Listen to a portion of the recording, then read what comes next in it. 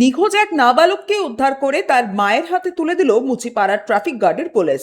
পুলিশের তৎপরতায় সন্তানকে ফিরে পেয়ে স্বস্তি ফিরেছে পরিবারের মধ্যে।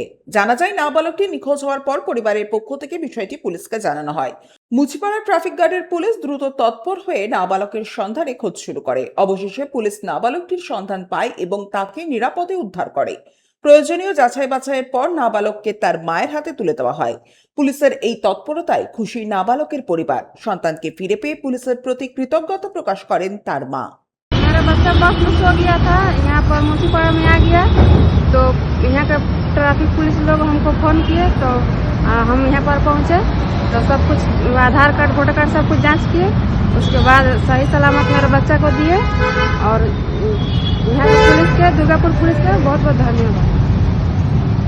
कौन है? मम्मी मम्मी है तो खुश हो ना? সনাতন গড়াই, 99 নিউজ বাংলা, দুর্গাপুর। আপনারা দেখছেন 99 নিউজ বাংলা। বদলাবো আমরা।